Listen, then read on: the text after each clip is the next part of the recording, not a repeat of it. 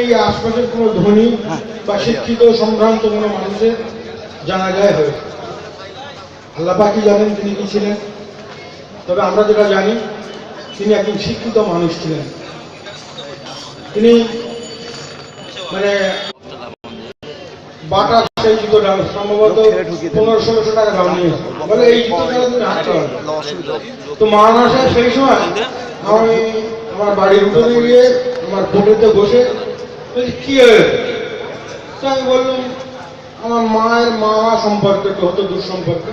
বলছে মামু এরকম আমার ছেলের পা ভেঙে তো তো তাই ছেলে বলো ডিলিশ মানুষ আর আমার তেল দাও। তো আমারও মনে হলো মানুষকে বলছে। তো আমি সেই খোঁড়া পা নিয়ে আমাদের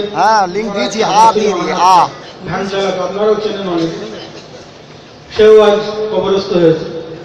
তো তার ভ্যানে করে হাটে গিয়ে ইলিশ মাছ এনে ওগুলোকে রান্না করে ওখানে আমার আসের বাবাজি বলে আমার চাচা বলে আমাদের ভাই তিনি গিয়ে দিয়ে এসছে। আর ওই তেল একটু মালিশ করতে আমি বনগাই দিয়ে যেরকম 2 পা সেই প্লাস্টার কেটে সেই তেল মালিশ করেছি। আল্লাহ পাকের রহমতে আজও আমার সেই খালি পায়ে হাঁটা বলেন আর লাভ মারা বলেন সবই গলা তুলে করছে। এগুলো আল্লাহ পাকের রহমত বিশেষ বিশেষ মানুষের উপরে থাকে হয়। তো তার স্মরণেই আজকে এই সালে সাহাব অনুষ্ঠান। তো আপনাদের ভালো মনে পড়বে তার স্মৃতির কথা। আমরা প্রথম যেবার এটা করি সেবার ভাবতে অবাক লাগে। মানে মানুষ আমরা কারোর কাছে চাইনি, কিন্তু পয়সা দিয়েছিল ওখানে একটা রুমাল পেতে।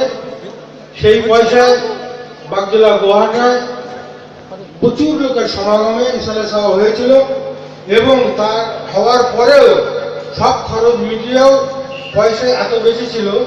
সেই পয়সা দিয়ে আপনাদের নজরে পড়বে, বললে খেয়াল হবে, ওই বাঁশতলা মোড়ে একটা টিউবওয়েল আছে, সেই পয়সায় করা। এবং সেইবারই প্রথম সেই পয়সা দিয়ে এইখান থেকে বাগজোলা বাঁশতলা থেকে আপনার হাতিরঝাড়ের মজার খোলা অবধি পুরো রাস্তায় রোড লাইট দেওয়া হয়েছে। এগুলো বরকত আপনাদের মতন মানুষই দিয়েছেন।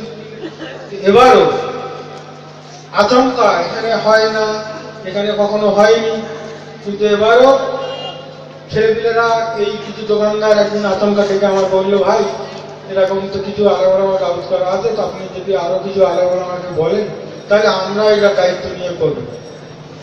তো মাশাআল্লাহ সেটাও সফলতার দিকে, আল্লাহই ভালো জানে শেষটা কি হবে। আশা করি সেটাও আল্লাহর রহমতে উতরে যাবে। কম বেশি 2500 লোকের রান্না হচ্ছে। আর আলেমা শুধু একজন ছাড়া সবাই তো এসেছেন। মাওলানা রাজা আলী সাহেব তো এসেই গেছেন, মানে পাশে বসে আছেন। বসিয়ে দেখে অনেক কথা আপনাদের একটু বললাম শুধু স্মরণ করানোর জন্য, একটু দোয়া চাওয়ার জন্য। প্রথমের জন্য দোয়া করবেন। এবারে শুনুন মূল্যবান আপনাদের মানে অতি ভালোবাসার মানুষকে বসিয়ে রেখে এতক্ষণ বললাম, বিয়া যদি ক্ষমা করে দেবেন। শুনুন আমার জন্য খাস করে দোয়া করবেন।